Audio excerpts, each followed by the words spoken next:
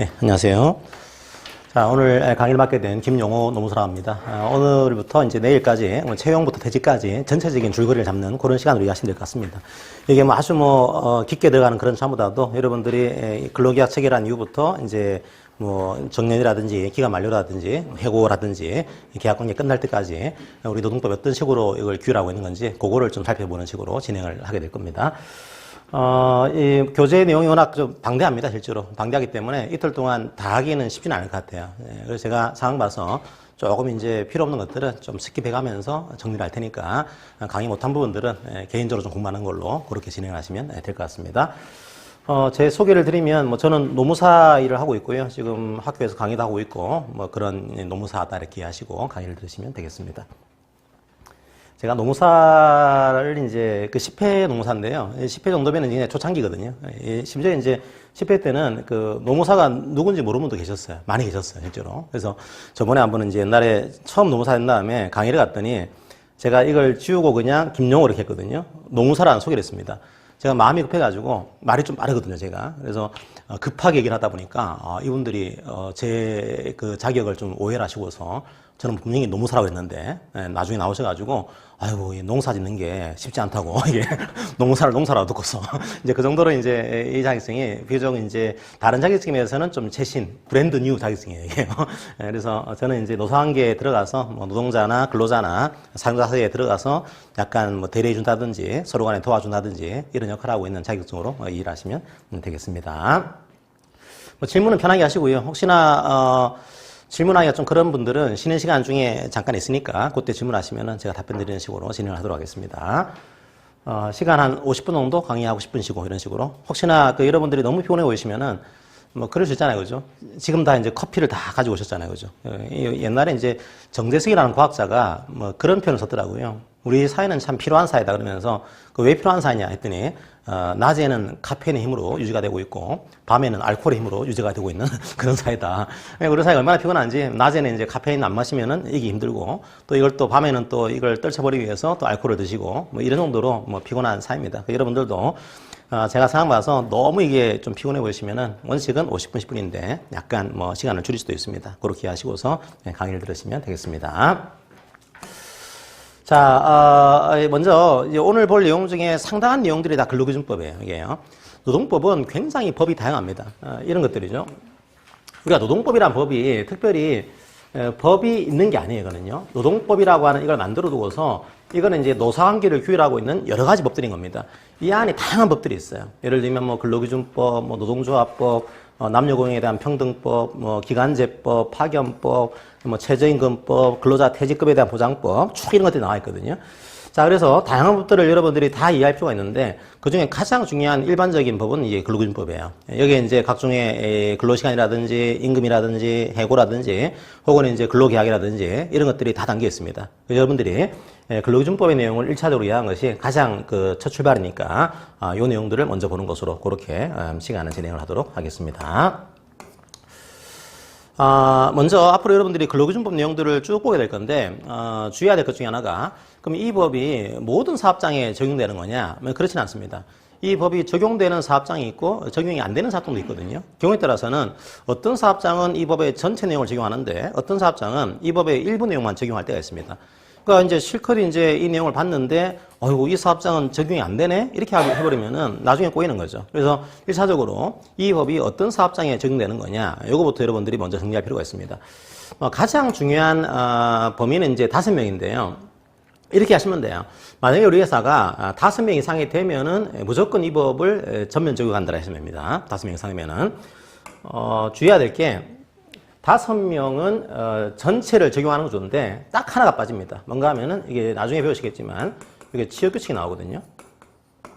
보통 이거 사규라 그러죠. 자, 우리 근로기준법에서는 취업규칙이라고 하는 우리 회사 공통의 규정을 만들도록 규정을 하고 있습니다. 우리 회사의 예를 들면 이런 거죠. 근로계약에서는 연봉이 들어가겠지만 굳이 출장비를 한다. 출장비를 근로계약에 할 필요는 없잖아요. 그죠? 출장비는 통일적인 겁니다. 굳이 근로계약이 하지 않고 우리 회사의 통일적인 사규를 만드는 거죠. 그래서 근로계약이 없는 상황에 대해서는 그냥 요 사규에 따른다. 그렇게 일반적으로 계약을 합니다. 근데 요 취업규칙은 모든 사업장이 만들 수가 없어요. 너무 작은 사업장은 이걸 할 필요가 없는 거죠. 공통적인 규정을 만들 필요가 없는 겁니다. 그래서 취업규칙은 10명 이상이에요.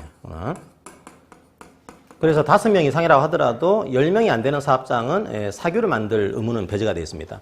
그러니까 5명이면 전면 적용인데 취업규칙만큼은 5명이 넘더라도 10명이 안 되면은 만들어야 될 의무는 부과하지 않는다. 그렇게 하시고 이해하시면 되겠습니다. 요것만 얘기니까 나머지 것들은 5명이 되면은 다 적용된다. 이렇게 하시면 될 것 같아요. 그 다음에 뭐 요거는 별로 중요하지 않습니다. 예를 들면 여러분들이 뭐 시청에 소진 안 하실 거 아니에요. 그죠? 그래서 시청이라든지 지자체, 요런 데 오시는 분들, 요런 분들은, 국가나 지자체에 근무하는 분들은 다 적용해요. 만약에 뭐 우리 뭐 우리 구에 근로자가 1명밖에 없다라고 하더라도 우리 구에서는 다 적용합니다. 이게.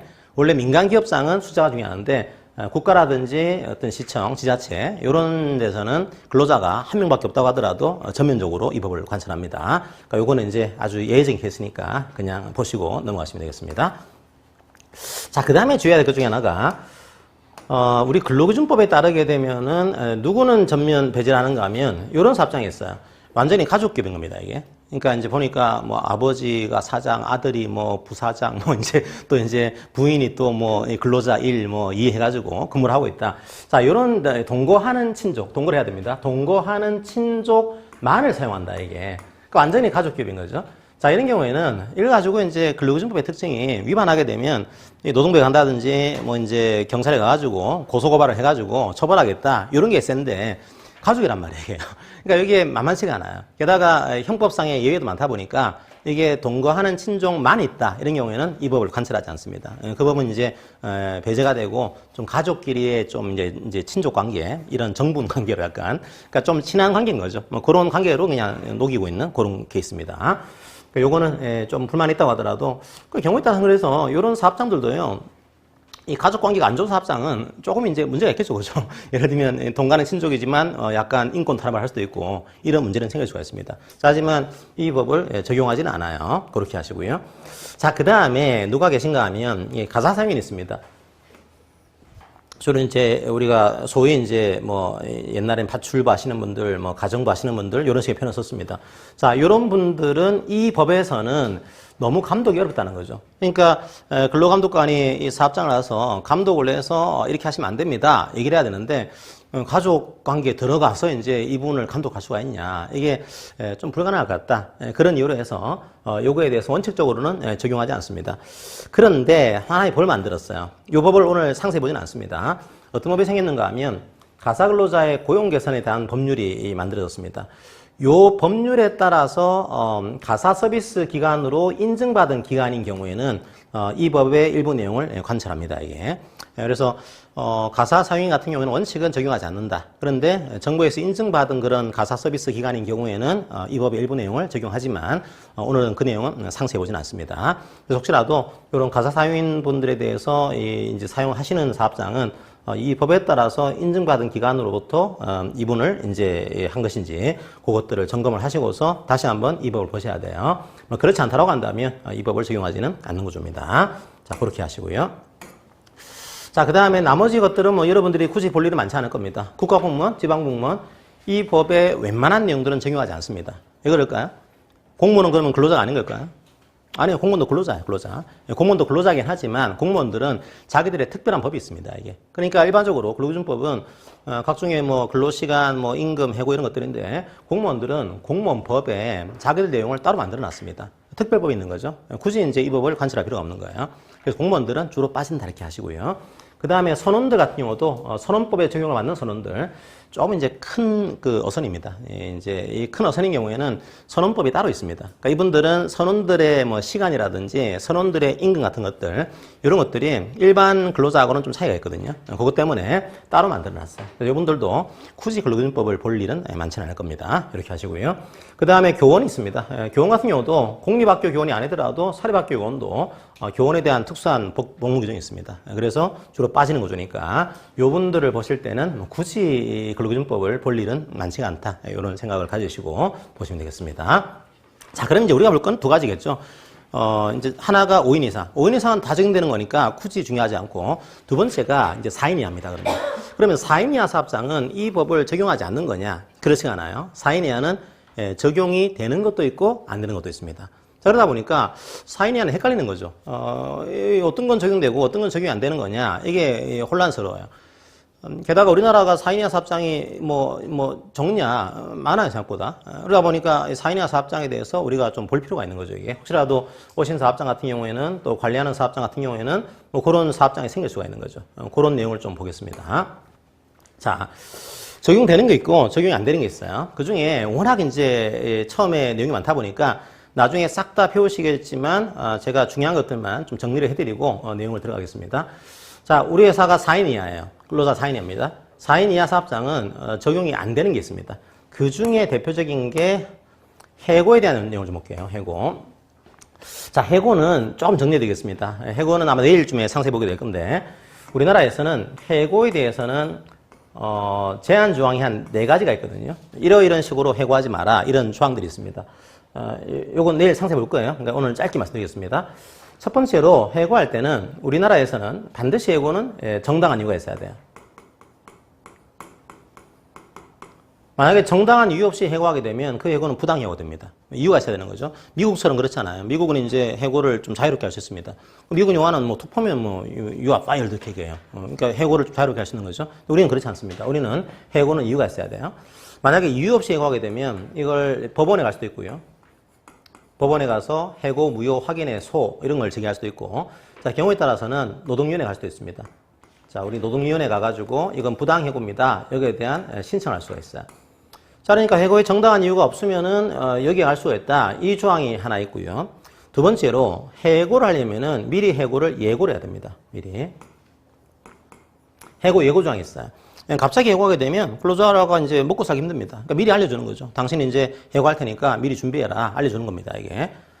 조금 이제 그렇죠, 마음이 그죠. 해고하는 마당에 예고하게 되고 이런 거죠니까. 자, 그런데 이 예고는 30일 전까지 미리 예고를 해야 돼요. 만약에 30일 전까지 미리 해고합니다, 예고 안 하면은 즉시 예고하게 되면은 30일치의 수당을 줘야 됩니다. 돈을. 나중에 통상임금을 배울 건데 30일치의 수당을 주든지 아니면 예고하든지 이런 조항으로 보호를 하고 있습니다. 자, 그 다음에 해고할 때는 반드시 서면 통지해야 됩니다.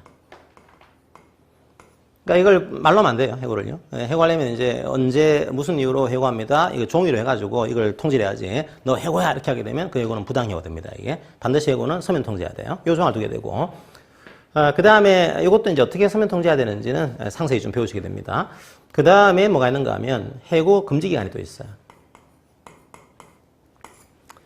아무리 이제 해고에 정당한 이유가 있고 해고를 예고를 하고 서면 통지를 했다고 하더라도 요 시기는 절대로 해고할 수 없다. 해고를 할 수 없는 기간이 있습니다. 어떤 기간인가 하면 요때 근로자를 해고하게 되면은 근로자가 먹고 살기가 힘든 기간입니다. 그러니까 근로자가 다음 직장을 구할 수가 없는 기간이에요. 이직 활동 못 하는 기간. 대표적으로 병원에 누워 있는 기간입니다. 만약에 병원에 누워 있으면 이 다음 직장을 구할 수가 없잖아요. 그러니까 이직 활동 못 하는 겁니다. 그것만큼은 안 된다는 거죠. 그래서 아무리 이유가 있다고 하더라도 병원에 누워 있을 때는 못 한다. 그래서 병원에 누워 있을 때를 크게 2가지로 얘기를 하고 있어요. 하나가 업무상의 부상 때문에 휴업한 기간. 그러니까 이게 산재 기간이죠. 그러니까 산재 기간에 병원에 입원하고 있는데 아무리 해고할 만한 잘못이 있다고 하더라도 병원에 누워 있는 사람을 해고하게 되면 이직 활동 못 하지 않냐. 이건 보호를 해야겠다라고 해서 산재 기간하고요. 복귀한 다음에 복귀를 하고 나서도 30일은 금지를 해요. 아직까지는 노동력을 좀 회복을 해야 되는 거죠. 그러니까 업무상 부상 때문에 병원에 누워 있는 기간은 이제 노동력을 상실한 기간이고, 복귀하고 나서도 30일 동안은 아직 회복을 해야 됩니다. 그런 기간은 아무리 좀 문제가 있는 근로자라고 하더라도 보호해 주겠다, 이런 태도를 좀 가지고 있습니다. 그 다음에 누가 될까요? 누워 있는 분들, 임신 중 근로자. 임신 중 근로자의 휴가 기간이에요. 자, 이게 뭐가 될까요? 출산휴가. 그러니까 이제 애 낳으려고 출산휴가를 쓰고 있는데 지금 도저히 그때 해고하게 되면 어떻게 직장을 구하겠어요, 그죠? 애 낳으려고 하고 있는데 그 기간은 이제 보호를 하겠다고 해서 출산휴가 기간도 해고를 못 합니다. 그리고 휴가를 마치고 복귀하고 나서도 30일은 해고를 금지해요. 자, 이런 제한 조항들이 있습니다. 하나 더 있어요. 하나가 다른 법에 따르면은 또 어떤 경우에 해고를 못 하는가 하면 요거 꽤 많이 활용합니다. 아시는 분들은 실제로 옛날에 코로나 이후에 좀 이제 경영이 안 좋아가지고 해고하려고 하는 사업장에서 요 휴직을 쓴 분들이 많았어요, 생각보다. 요 휴직은 약간 본인이 누워있는 게 아니고 누워있는 다른 애를 돌보게 한 겁니다. 뭔가 하면 육아직 기간. 그러니까 육아직 기간도 해고를 금지해요. 아니, 애 키우려고 지금 휴직을 썼는데, 이때 해고하게 되면, 누워있는 애기는 누가 키우는 거냐, 이게. 그래서, 육아직 기간도 해고를 금지해요. 자, 이렇게 해서 네 가지 큰 제한 조항이 있습니다. 해고는 정당한 이유가 있어야 된다. 없으면은 노동위원회에 갈 수 있다. 그 다음에 해고는 미리 예고를 해야 된다. 안 하면은 30일째 수당을 줘야 된다.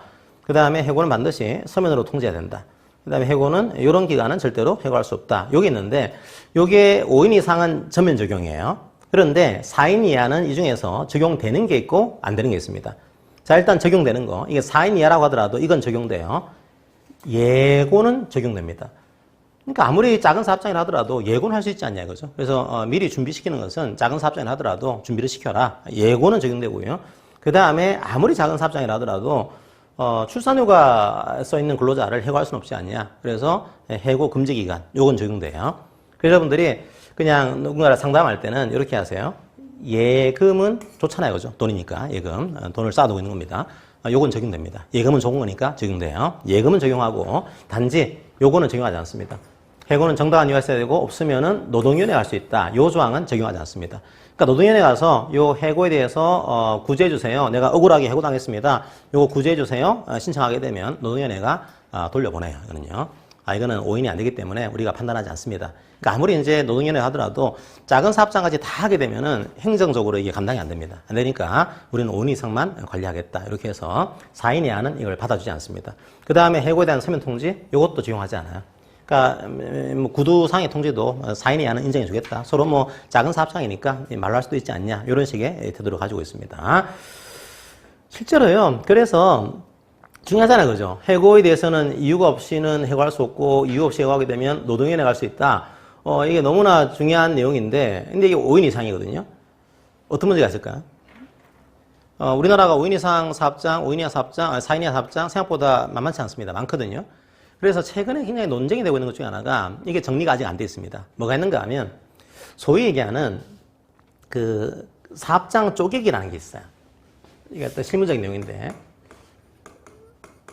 사업장을 두 개로 그냥 쪼개버리는 겁니다. 이게. 그러니까 원래는 5인 이상 사업장인데 5인이 안 되게 4인, 4인 사업장 이런 식으로 이런 형태가 아직까지는 해결이 정확하지가 않습니다. 이게 논란이 많이 되고 있는 거죠. 이제 법원 사례는 아니고 노동위원회 사례 말씀드리면은 이런 사례가 있었어요. 그게. 어떤 사례가 있었냐면 우리 회사가 이제 좀 규모가 커져가지고 원래는 4인 사업장이었는데 이제 8인 사업장으로 이제 규모를 키웠습니다. 8인 사업장 되게 되면 해고에 대한 조항을 다 적용하거든요. 자, 그래서 어떻게 했냐면 사업장을 분할을 해버렸어요. 쪼개버렸습니다. 요 중에서 이제 인사나 재무 쪽 관리하는 분들, 그래서 재무 관리하는 팀을 재무회사로 분리를 시켰어요. 그러니까 재무팀인데, 원래는 재무팀이 아니고 재무 관리하는 회사로 그냥 아예 사업자 등록을 낸 겁니다, 이게. 그래서 이게 재무회사가 된 거예요, 이게요. 여기가 이제 4인 사업장이에요. 그 나머지가 또 이제 5인 사업장이다, 가정해 보겠습니다. 그러니까 원래는 9인 사업장이 돼야 되는데, 사업자 등록을 보게 되면은 5인 사업장하고 4인 사업장이 되게 되는 이런 구조가 만들어진 겁니다. 자, 그런 경우에서 이 재무회사에 있는 한 근로자를 이 회사가 해고를 했어요. 자, 이 근로자 억울한 거죠. 아니, 나를 왜 해고해? 나는 해고할 만한 이유가 없다. 노동위원회 가서 이 해고를 좀 구제해 주세요. 구제를 신청했습니다. 그랬더니 이제 애매한 거예요, 이 노동위원회 볼 때. 왜냐하면 이게 4인 사업장이면은 이걸 우리가 판단하지 않거든요, 노동위원회가. 돌려보내야 되는 건지. 근데 이분이 주장하기로, 이게 가짜입니다, 이게. 원래는 9인 사업장인데, 이게 법을 좀 회피하려고, 그냥 사업장을 쪼개기를 한 겁니다. 그러니까 이거는 9인 사업장으로 보고서 나에 대한 구제를 받아줘야 됩니다, 이게. 뭐 이런 식으로 얘기를 한 겁니다. 참 어려운 내용이에요. 왜냐하면, 이게 서류상으로 볼 때는 이게 4인 사업장이거든요. 노동위원회가 반드시 이걸 받아줘야 되는 거냐? 그래야 될 의무는 사실 없어요. 이게 5인이 안 되는 사업장이니까. 그런데 법원 사례는 아직 잘 모르겠지만 이게 그 당시에 노동위원회에서는 인정을 했어요. 그러니까 이게 법을 좀 회피하기 위해서 의도적으로 사업장을 쪼개게 한 거니까 요거는 법의 실효성을 위해서는 받아주는 게 맞을 것 같다라고 해서 그때 판단한 그런 케이스가 있습니다. 근데 이게 뭐 100% 다 그러냐? 그렇진 않아요. 이거는 이제 노동위원회라든지 법원의 어떤 판사라든지 위원회에 따라서 다른 결론이 나올 수가 있습니다. 아직까지 해결이 안 된 문제, 해결되는 문제. 그래서 이것들은 조금 논쟁이 되고 있다. 그런데 무조건 그냥 사업장 쪼개기만 하게 되면은 사업자 입장에서는 만사오케인 거냐? 그렇진 않아요. 이거는 경우에 따라서는 법 적용에 회피 의도가 있으면은 따져볼 수도 있습니다, 이게. 그래서 그것들은 조금 서로 간에, 노사 간에 주의해야 될 필요가 있는 그런 것들이에요. 자, 그래서 해고에 대해서는 그런 이제 제한 조항들을 우리 선생님들이 이해할 필요가 있고요. 그 다음에 또 하나 중요한 걸 말씀드리면은 돈 문제입니다. 임금 문제. 임금. 자, 임금은 나중에 다 배우실 거예요. 임금도요. 자, 그런데 임금은 이렇게만 하시면 돼요. 임금은 사인이와도 임금에 관한 법조항은 다 적용합니다. 기본적으로. 돈 문제는. 그러니까 아무리 이제 작은 사업장을 하더라도 돈은 이제 생계의 근거입니다. 이게. 그러니까 돈에 대한 그 규정을 적용하지 않게 되면은 뭐 사인이와 사업장은 그럼 어떻게 하라는 얘기냐. 이런 문제가 있으니까. 자, 돈 문제는 다 적용해요. 다 적용해요. 자, 그런데 돈 문제에 대해서 딱 하나 적용하지 않는 게 있습니다. 그게 뭔가 하면은 요거예요. 휴업수당이에요. 휴업수당. 자, 1교시 같은 경우는 여러분들이 전체 내용을 다 보는 거라서 약간 어려울 수 있어요. 근데 이거 나중에 상세히 볼 테니까 이번 시간은 좀 이제 전체적인 틀을 말씀드리는 걸로 그렇게 하겠습니다. 자, 휴업수당이 있는데 요거는 적용하지 않습니다. 요거는 적용하지 않아요. 러프하게 말씀드리면은 휴업이라고 하는 것은 내 잘못으로 결근한 게 아니고요. 사용자가 이제 장사가 안 돼가지고 잠깐 시기한 겁니다. 그러니까 우리 회사가 장사를 해야 되는데 저기 보니까 뭐 원자재가 공급이 안 됐네. 그럼 근로자는 일하러 왔어요. 왔는데 사용자가 자기 잘못 때문에 자기 문제 때문에 일을 안 시키는 겁니다. 그게 휴업이에요. 그러니까 원래 근로자는 일을 해야 되는데 사용자가 아이고 일이 없으니까 그냥 오늘 쉬세요 이렇게 한 거죠. 자기 휴가를 쓴 게 아니에요. 사용자가 그냥 휴업을 명한 겁니다. 자, 그럴 경우에 근로자 입장에서는 아니 일을 해야 되는데 사용자 귀책 때문에 이걸 못 하게 되면은 임금이 이게 0이 되지 않냐 이거죠. 야, 이거는 내 잘못도 아닌데 왜 내가 0을 받아야 돼? 라고 해서 사용자의 귀책 때문에 휴업을 한 경우에는 적어도 70%는 줘야 됩니다. 70%상. 그러니까 내 잘못이 아닌 거죠. 사용자의 어떤 문제 때문에 휴업한 경우에는 적어도 70% 임금은 지급하도록 그런 내용을 부과하고 있습니다. 근데 이거를요, 사인이하는 적용하지 않아요. 그러니까 이 영세사업장인데, 일을 할 수 없는데 지금 이것도 70%까지 주게 되면은, 사용자가 너무 힘들지 않을까? 영세사업장인데, 이걸 고려해서, 사인이하 사업장은 휴업수당은 적용하지 않습니다. 이게. 나머지 것들은 다 적용을 해요. 자, 이렇게 여러분들이 하시고요. 나중에 또 이것도 상세하게 배우시게 됩니다. 그러니까 이번 시간은 좀 전체적인 틀이에요. 자, 그 다음에 이제, 특이한 게 또 시간 문제입니다. 시간, 휴일. 근로시간하고 휴일 문제. 자, 나중에 상세 배울 건데요. 대표적으로 근로시간 뭐 어떤 게 있을까요? 하루 8시간 오버할 수는 없다. 한 주에 40시간 오버할 수 없다. 만약에 한 주에 40시간 오버하게 되면 그게 연장근로고요. 연장근로고. 연장근로 되게 되면 임금을 곱하기 1.5로 지급을 해야 됩니다. 그 다음에 연장근로 하게 되면 무한정 못해요. 40 더하기 12까지만 가능합니다. 그러니까 연장근로라는 것이 40시간까지는 법정 근로시간인데 이걸 오버해서 12까지 가능하고요. 연장근로가. 그 다음에 이 12에 대해서는 곱하기 1.5로 임금을 지급해야 됩니다. 자, 여기 일반적인 근로시간 법이에요. 그런데 사인이하는요, 요거 적용하지 않습니다. 무슨 말이죠? 연장근로 시간 제한이 없어요. 그러니까 원래는 50일까지 끝내야 되는데 사인이하는 50일 오버하더라도 용인해 주는 겁니다. 그러니까 약간 이제 영세업종이다 보니까 뭐 기업체, 대기업체 납품 물량 맞추려면은 약간 시간을 더 할 수도 있지 않냐. 그러니까 오히려 이제 작은 사업장 근로자들의 약간 인권 문제는 조금 더 깔려 있을 수가 있습니다. 이게 오히려 그분들의 인권은 조금 낮출 수 있는 그런 문제를 가지고 있긴 하죠. 어쨌든 간에 연장근로에 대해서는 이 시간 제한을 따로 두고 있지 않습니다. 더 할 수 있는 거죠, 이게. 그 다음에 원래는 연장근로 하게 되면 곱하기 1.5로 지급해야 돼요. 이것도 적용하지 않습니다. 그러니까 연장근로 했다고 하더라도 곱하기 1만 지급하더라도 인정해 주겠다. 이게 사인이합니다. 그러니까 원래 근로시간에 대해서는 5인 이상은 이런 걸 적용하는데 4인 이하는 적용이 안 돼요. 근로시간에 대해서. 그러니까 상당히 열악한 일자리에서 일할 수 있는 가능성이 충분히 있는 거죠. 자, 그렇게 이해를 하시고요.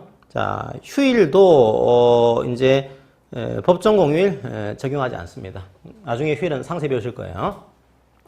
달리기 빨간 날이죠. 빨간 날이 원래 공무원들 쉬는 날인데 이제는 일반 근로자들도 쉬는 날로 되어 있습니다. 되어 있는데 아직까지 4인 이하는 빨간 날을 반드시 휴일로 해야 되는 거냐? 그런 법이 없어요. 아직까지. 그래서 달리기 빨간 날도 여전히 근로할 수가 있고 근로하더라도 곱하기 원래 휴일 근로는 1.5로 지급해야 되거든요. 근데 4인 이하는 1.5로 지급해야 될 의무를 가지고 있지는 않습니다. 그런 한계를 두고 있어요. 자, 그럼 정리하게 되면 이렇게 보면 됩니다. 임금은 웬만한 건 적용된다 이렇게 하시면 되고요. 근로시간이나 휴일은 웬만한 거는 적용하지 않습니다. 오히려 이게. 자, 그럼 여러분들이 이 파트에서는 근로시간과 휴일 파트에서는 적용되는 게 특이해요. 적용되는 게 있는 겁니다. 요 적용되는 것만 이해하시면 돼요. 4인 이하 사업장은. 그럼 적용되는 게 뭘까요? 첫 번째가 휴게 시간입니다. 요거는 적용해요. 요거는. 그러니까 여러분들이 4시간 근로하게 되면 30분 이상의 휴게 시간, 쉬는 시간인 거죠. 줘야 되고 8시간 근무하게 되면 가운데 1시간의 휴게 시간을 줘야 됩니다. 적어도 아무리 작은 사업장이라 하더라도 뭐 하루 내내 풀로 일할 수는 없잖아요. 가운데 쉬는 시간, 그거는 반드시 부여해야 됩니다. 휴게 시간은 부여하는 거죠. 그 다음에 또 한 가지는 적용을 해야 돼요. 그게 뭔가 하면은 또 오늘 오후 시간쯤 보게 될 것 같은데 주휴라는 게 있어요. 주휴. 자, 주휴는 이제 한 주에 하루 쉬는 날, 그게 주휴입니다. 우리가 보통 일요일날 많이 쉬죠, 일요일날. 일요일이 아닐 수도 있어요, 경우에 따라서는. 주휴라는 표현 쓰죠. 주휴는 한 주에 하루 쉬는 날, 그런 뜻입니다. 대부분 일요일이지만, 뭐, 업종에 따라서는 월요일이 될 수도 있어요. 예를 들면, 백화점에 계신다? 이런 분들은 월요일이 주휴일 수가 있는 거죠. 그래서 한 주에 하루 쉬는 날은 쉬게 하고, 근데, 쉬겠는데 돈을 안 준다 그러면요.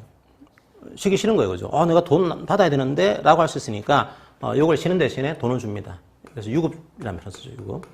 자, 한 주를 개근하게 되면 하루는 돈을 들이면서 쉬게 한다. 이게 유급주입니다, 유급주. 요 유급주일에 대해서는, 4인이라도 365일 일을 다 할 수는 없지 않냐. 하루는 쉬게 하는 거, 그거는 부여합니다. 그래서, 4인이하 사업장들도 휴게 시간하고 유급주에 대한 것들은 적용한다. 그렇게 여러분들이 이해를 하시면 돼요.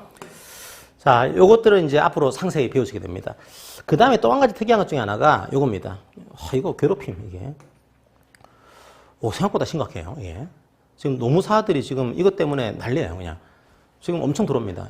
뭐 노무사회에 이제 직장의 괴롭힘에 대한 조사위원 같은 거 이제 누구 추천해달라 이런 게 올라오거든요. 이게 본물이에요, 최근에. 괴롭힘 문제가. 저는 괴롭힘 문제가 그렇게 심각한지 몰랐어요. 근데 요즘 보니까 뭐 하루 근로 하루 그냥 이 조사위원회 좀 추천해달라고 들어온 걸 봐서는 지금 상당한 특별히 공공기관도 많고요. 그 다음에 대기업체도 꽤 많고. 그러니까 엄청나게 많은 사업장들이 요 괴롭힘에 대한 요 신고가 들어옵니다. 들어오고 조사를 의뢰하고 이런 구조라서 꽤 문제가 됩니다, 이게.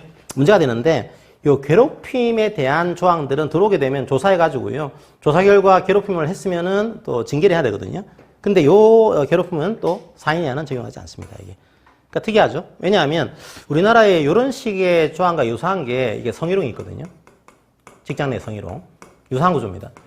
근데 이 성희롱에 대한 문제는 이게 모든 사업장이에요. 모든 사업장. 그러니까 직장의 성희롱은 우리 회사가 근로자 2명밖에 없다고 하더라도 이 사람을 성희롱할 수 있는 겁니다. 그러니까 이건 적용을 해요. 특이하게. 적용합니다. 원칙으로. 근데 괴롭힘은 특이하게 이거가 유사한 구조인데 4인 이하는 적용하지 않는 것으로 지금 빼놨습니다. 그래서 약간 4인 이하 사업장의 괴롭힘에 대해서는 아직 법적으로 틀들이 없습니다. 그런 한계는 가지고 있어요. 혹시라도 이런 얘기 들어오게 되면 4인 이하는 빠진다라고 하는 거 그렇게 여러분들이 이해를 하시면 되겠습니다. 이것도 마지막 시간에 조금 상세히 보도록 하겠습니다. 말씀드린 대로 적용되는 게 있어요. 적용되는 게 아까 말씀드렸지만 제일 중요한 것 중에 하나가 퇴직금이에요. 퇴직금. 원래 이제 2012년도까지는 퇴직금을 그 4인 이하는 적용하지 않았습니다. 만들어진 지 얼마 안 됐어요. 10년밖에 안 됐습니다. 과거에는 2012년도 12월 이전까지는 4인 이하 사업장은 적용을 안 하는 게 퇴직금이었거든요. 근데 영세업장 근로자들도 뭐 퇴직금이라고 하는 안전보호는 필요하지 않냐. 그게 문제가 인식이 돼서 이제는 다 적용하는 거죠. 요거는 무조건 적용해요. 적용하는 거고요. 그 다음에 아까 예금 적용한다고 했죠. 예금 적용하고 그 다음에 휴게 시간과 유급주일은 적용을 하는 거죠. 자, 이렇게 이해하시면 되겠습니다. 그러니까 중요한 것들은 뭐 이런 것들이고 나머지 것들은 좀 여러분들이 가볍게 한번 보시면 되는 구조입니다. 어쨌든 이제 우리 사회가 해결해야 될 과제예요. 그러니까 이게 약간 노동계라든지 인권 이제 단체에서는 이렇게 하게 되면 오히려 4인 이하 사업장들의 근로자들 좀 인권을 너무 무시하는 거 아니냐. 그러니까 이것도 적용을 해야 된다. 이런 견해가 하나 있고요. 어떤 견해에서는 이제 영세업장이다 보니까 이거 다 보호하게 되면은 오히려 이제 영세업장이 힘들어진다. 회사가 살아야지만 근로자 살 거 아니냐. 이런 목적으로 배제하는 것도 좀 있어야 된다. 이런 견해들이 부딪히고 있는 겁니다. 그걸 조정하는 게 정치죠. 그걸 조정하는 게 입법이고. 그래서 누가 이제 거기에 대한 주장을 더 할 거냐. 이게 따라서 입법에 따라서 달라질 겁니다. 아직까지는 이런 입법 체계를 유지하고 있다고 하는 거 그렇게 여러분들이 이해하시면 되겠습니다. 자, 그 다음에 요거는 또 다른 문제예요. 요런 사업장 문제가 아니고 누가 있는가 하면 우리가 5인 이상 일하고 하더라도 요런 근로자가 있습니다. 한 주간의 소정 근로 시간이 15시간 미만인 자가 있어요. 자, 우리가 어떤 근로자가 있는가 하면 근로자를 굳이 구분하게 되면 시간 단위로 구분하게 되면 자, 통상 근로자라는 근로자가 있고요. 통상. 그 다음에 단시간 근로자가 있습니다. 단시간. 근데 단시간을 또 그냥 일반 단시간이 있고요. 누가 계신가 하면 또 초단시간이 있어요. 그러니까 통상 근로자는 그냥 우리 회사에 쉽게 하면은 뭐 정규직으로 이해하시면 돼요. 일반적인 근로자. 그래서 우리 회사 일반적인 근로자가 통상 근로자고, 대개 이제 일반적 근로자들은 대개 한 주에 40시간 계약할 겁니다. 일반적으로. 뭐 아닐 수 있겠지만, 대개는 한 주에 40시간 계약을 할 거예요. 그럼 단시간 누가 되는가 하면 이분보다 짧은 근로자예요. 시간이. 그러니까 이제 다른 분들은 40시간 계약하고 있는데 나는 30시간이다. 요분이 단시간이에요. 자, 그럼 이분들은 40시간 안 되는 근로자가 보통 많겠죠. 그죠? 그렇게 하는 게 단시간인데 이분들도 법을 적용합니다. 기본적으로. 예를 들면 이분들이 한 주에 20시간 계약을 했어요. 연차휴가 나올까 안 나올까요? 연차휴가? 나옵니다. 연차휴가. 연차휴가도 나와요. 시간 단위로 부여가 됩니다. 이게. 그러니까 이분들은 적용이 안 되는 게 아니고 이게 비례보거든요. 비례보. 요 시간만큼 짧게 보호가 돼요. 짧게. 보호가 안 되는 게 아니고요. 자, 그런데 누가 계신가 하면 단시간이긴 한데 진짜 짧은 단시간이 있어요. 초단시간이 있는 겁니다. 요 초단시간이 한 주에 15시간 미만이에요. 잘 보셔야 돼요. 시간 이하가 아니고 미만. 15시간은 적용돼요. 15시간 미만 안 돼야 됩니다. 안 될 경우에 이제 이분들은 아예 적용을 안 해주는 게 있습니다. 원래는 단시간이라고 하더라도 비례적으로 보호를 해야 되는데 이분들은 아예 빠지는 게 있어요. 빠지는 게 여러 가지 있긴 한데 오늘은 뭐 사회보험을 생략하겠습니다. 제일 중요하게 빠지는 것 중에 하나가 퇴직금이에요. 퇴직금과 퇴직연금. 그러니까 이분들이 1년을 근무했다고 하더라도 이게 5인 이상 사업장이라고 하더라도 내 근로시간이 계약서에 한 주에 15시간이 안 되고 있다. 이 경우에는 퇴직금을 적용하지 않습니다. 빠지는 거죠. 그래서 이제 혹시 여러분 중에서도 알바한 경험 있는 분들은 뭐 14시간 계약 한 적 있을 겁니다. 이게 많이 하거든요. 14시간 계약. 14시간 반 계약도 있어요. 심지어 많습니다. 14시간 30분 계약하는 거죠. 우리나라는 분단의 계약을 맡고 있지는 않습니다. 이게. 그래서 14시간 반 계약을 1년 했다. 이런 경우에는 원칙적으로 퇴직금을 지급해야 될 의무가 없어요. 이게. 빠지는 거죠. 그래서 이런 계약이 생각보다 이제 많습니다.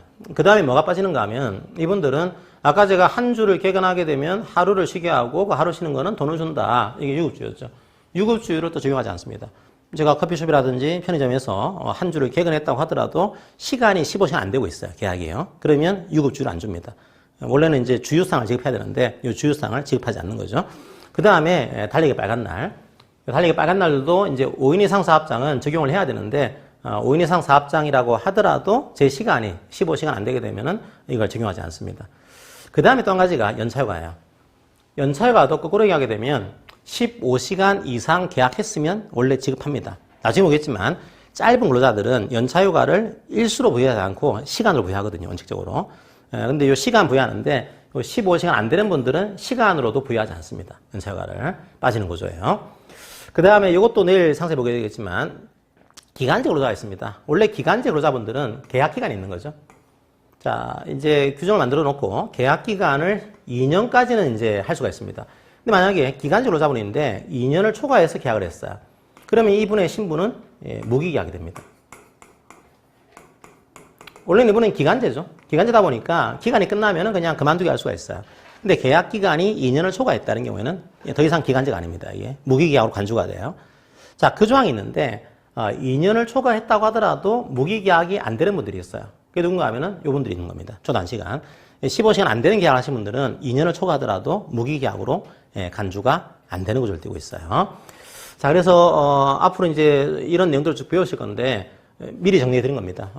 요 사업장은 이게 적용되고 요 사업장은 안 되고 그런 게 있으니 나중에 혹시 보더라도 이게 4인 이하 사업장은 안 되는 건데 나중에 엉뚱하게 얘기할 수가 있으니까 그걸 좀 주의하시라고 미리 좀 말씀을 드렸습니다. 특별히 15시간 안 되는 분들은 이런 게 좀 빠지는 거죠. 그렇게 이해를 하시면 될 것 같아요. 자, 그러면 이제 여러분들이 헷갈리는 것 중에 하나가 원래요. 조금 정리해 드리겠습니다. 뭐가 있는가 하면 우리나라에서 사업장 규모로 이야기하게 되면 제일 중요한 게 제가 5인이라고 그랬죠. 그죠? 5인 중요합니다. 이것도. 그 다음에 요거는 교재 정리하지 않았지만 또 하나 중요한 근로자 규모가 또 10인이에요. 10인. 그 다음에 뭐 20인도 있긴 한데 요거는 조금 다른 내용이라서 넘어가고 그 다음 중요한 숫자가 30인입니다. 30인. 50인도 있긴 한데 이것도 뭐 세부적인 내용이니까 넘어가고 가장 중요한 이제 규모는 이제 5인, 10인, 30입니다. 자, 이게 왜 중요한가 하면 아까 본 대로 5인이 안 되는 사업장은 많이 빠지죠. 그죠? 이게. 대표적인 것이 연장 근로수당, 야간 근로수당, 휴일 근로수당 이런 식으로 뭐 연장 근로수당이 빠집니다. 그래서 말씀드렸죠. 그 다음에 해고에 대해서도 많은 것들이 빠집니다, 이게. 자, 그래서 5인 되는 사업장, 안 되는 사업장 아까 본 거니까 그걸 이해하시고요. 10인은 왜 중요한가 하면 10인부터 사규를 만드는 의무가 있어요. 지그치글요. 그러니까 10인이 안 되는 사업장은 사규를 만들 수도 있습니다. 근데 만들어야 될 의무는 없거든요, 이게. 만들 수도 있지만 만들 의무는 없습니다. 근데 10인이 되게 되면 만드셔야 돼요. 안 만들고 나중에 걸리면은 과태료 부과하는 구조가 되어 있습니다. 그래서 10인 되면은 이걸 만들어야 되는 구조니까 나름대로 의미가 있고요. 그 다음에 이게 30인이 중요한 뭐 여러 가지가 있긴 한데 그 중에 대표로 중요한 것이 30인 되는 사업장부터 노사협의라는 기구를 만드셔야 돼요.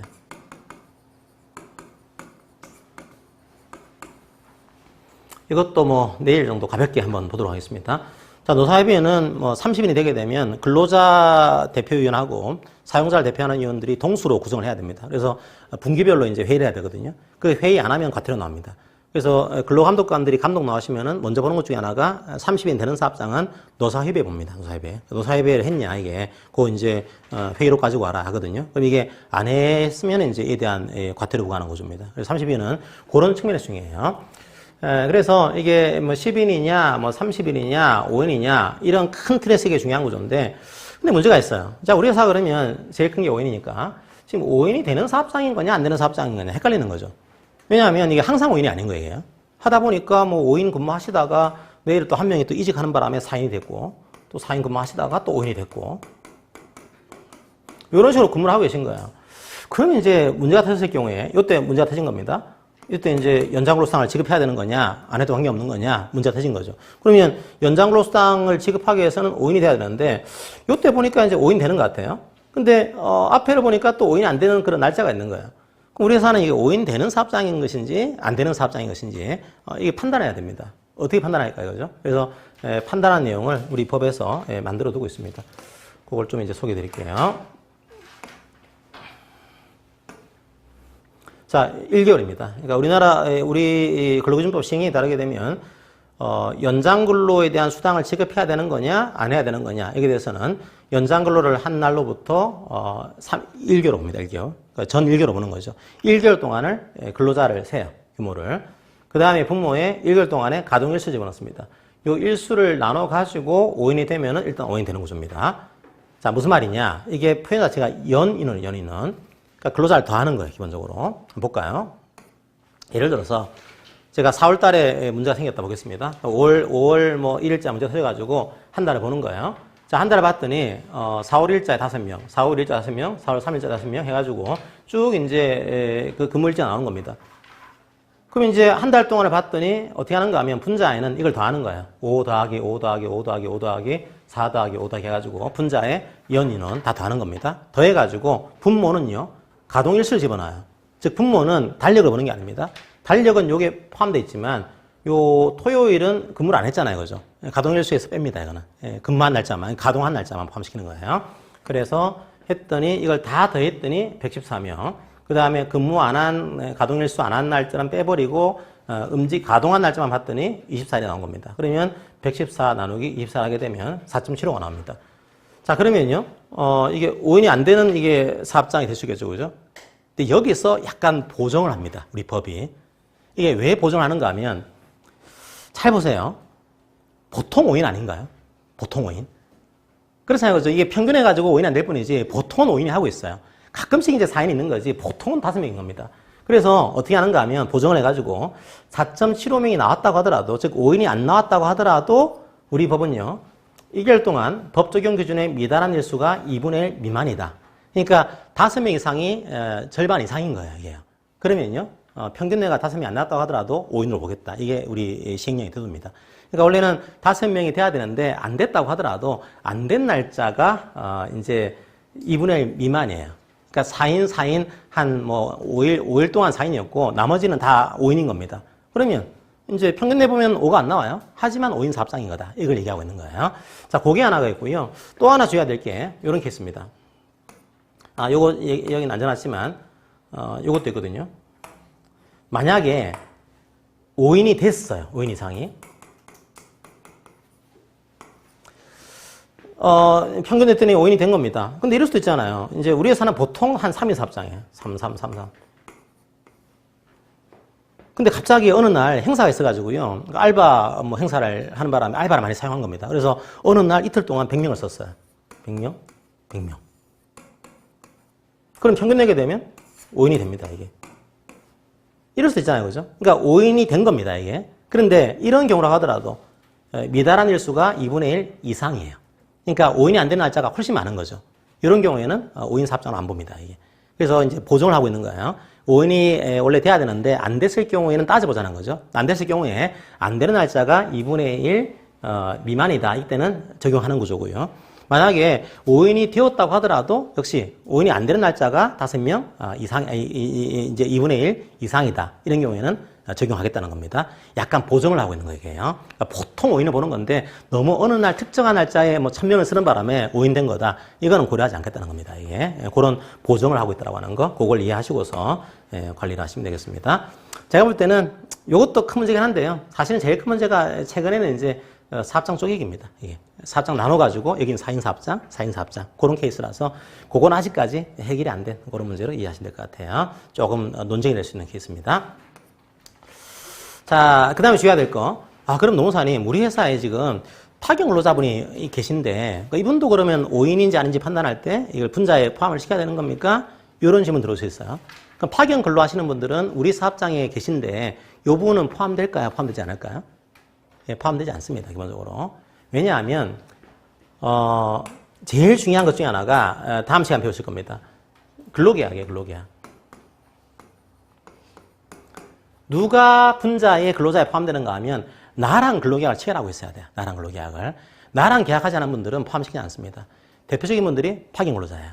자, 파견 근로자의 가장 중요한 특징은요. 여기가 파견 근로자분이 계시고 자, 그런데 이분은 누구랑 계약을 체결한 걸까요? 계약은 사용사업주가 아니에요, 그죠? 파견 사업주입니다. 파견 보통 업체라고 그러죠. 파견 사업주랑 계약하신 거예요. 그래서 파견 근로자는 파견 사업주랑 계약한 겁니다. 요번에 이제 파견 보내기 위해서 근로계약을 체결하신 거예요. 그래서 이분하고 파견 근로자가 계약을 체결하신 거죠. 고용계약을. 근로계약을. 그러니까 이분은 누구의 근로자인 거냐? 파견 사업주 근로자입니다. 원칙적으로. 계약 체결한 분은 파견 사업주인 거죠. 그런데 계약은 이렇게 했지만 파견을 보내요. 이분을요. 그래서 이분이 여기서 계약했지만 여기서 근무하지 않는 겁니다. 나를 사용하는 분은 딸이 있어요. 그래서 이분은 뭐라고 하는가 하면 사용사업주라고 합니다. 사용사업주.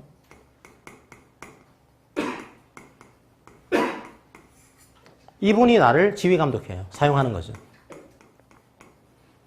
그래서 파견의 가장 중요한 특징이 뭐가 되는가 하면 파견은 이렇게 하시면 되는 거죠. 그죠? 파견은 고용과 사용이 분리된 것. 그게 파견입니다. 되게 일반적인 직고용은 고용과 사용이 일치가 되어 있습니다. 제가 어떤 사업장에 들어갔어요. 누가 저를 고용했을까요? 이 회사가요. 나를 고용한 거예요. 나를 누가 지휘감독할까요? 이 회사가. 그러니까 일반적인 직고용은 나를 계약한 회사랑 나에 대한 지휘감독을 하는 회사가 똑같습니다. 근데 파견은요, 분리되어 있는 거예요. 나를 계약한 사람은 파견사업주인데 나를 지휘감독하는 사람은 사용사업주예요. 그러면 이 사업장의 근로자 수를 산정을 해야 됩니다. 파견 근로자 포함될까요? 이거죠? 포함되지 않아요. 왜냐하면 포함되는 것은 근로계약을 체결하는 사람이 포함되는 겁니다. 근로계약을 사용사업주랑 한 건 아닌 거죠. 우리 회사에서 근무하고 있다고 하더라도 나를 지휘감독하고 있을 뿐이지 계약을 한 건 아닙니다. 그래서 나랑 계약한 분만 포함된다는 거 그렇게 여러분들이 이해를 하시면 되겠습니다. 자, 그러면 볼까요? 자, 근데 나랑 계약만 했으면 다 포함돼요, 이거는요. 나랑 계약만 했으면은 이분이 초단시간이건 단시간이건 일용직이건 관계없어요. 제일 중요한 것은 시간이나 이게 중요한 게 아니고 나랑 계약한 건 양이 중요한 겁니다. 나랑 계약했으면 분자에 다 포함된다. 그렇게 이해하셔가지고 한 달 근로자를 산정하시면 되는 것입니다. 하지만 나랑 계약하지 않은 파견 근로자분이다. 혹은 이제 용역업체 근로자가 우리 원청업체에 와서 일하고 계시다. 이분들은 우리 근로자가 아닌 거죠. 이분들은 제의를 시킨 겁니다. 이게. 자, 그래서 나랑 계약한 분들은 포함되는 거죠. 그렇게 여러분들이 이해를 하시면 되겠습니다. 자, 이건 이제 다음 시간 보겠습니다. 뭔가 하면 또 두 번째 봐야 될 게, 첫째 시간에 해본 거죠. 첫째 시간은 이 근로기준법이 어떤 사업장에 적용하는 거냐, 이걸 적용 대상을 본 거예요. 적용 대상. 적용 범위로 본 거죠. 적용 범위. 자, 이게 5인 이상이냐, 4인이 아니냐, 여기에 따라 달라진다라고 하는 거. 자, 두 번째 주의해야 될 게, 이 근로기준법의 내용들, 뭐 근로시간, 뭐 휴일, 휴가, 이런 내용들을 우리 회사에는 모든 사람한테 적용하는 거냐? 그렇지가 않아요. 그렇지 않고 오직 근로자인 사람에게만 적용합니다. 만약에 이분이 근로자가 아니에요. 그러면 이 법을 적용하지 않습니다. 이게. 자, 그 다음에 누가 이 법을 지켜야 되는 거냐? 그게 사용자입니다. 자, 이게 왜 중요한가 하면 사용자가 이 법을 위반하게 되면 처벌조항에 들어갈 수 있어요. 이게. 주로 뭐 돈 문제야 이제 회사가 책임지겠지만 경우에 따라서 이 법을 고의로 위반하게 되면 자연인인 개인이 이 처벌조항 받을 수가 있습니다. 그것 때문에 과연 누가 이 법을 지켜야 되는 거지? 그 사람이 사용자입니다. 그럼 도대체 누가 이걸 주장할 수 있는 근로자인 것이며 누가 이 법을 지켜야 되는 사용자인 것이냐? 요걸 좀 이해할 필요가 있겠죠. 요것들은 다음 시간에 누가 근로자인지 사용자인지 좀 학습을 한 다음에. 그러니까 지금은요, 총론이에요. 그러니까 지금 빨리 이제 뭐 근로시간, 휴일, 해고, 휴가를 봐야 되는데 그거 보기 전에 적용되는 분들이 맞냐 아니냐 이걸 본 다음에 들어가는 걸로 하고 있는 겁니다. 다음 시간에 짧게 말씀드리고 이제 내용으로 좀 들어가 보도록 하겠습니다. 10분 쉬었다가 다음 시간에 진행하겠습니다.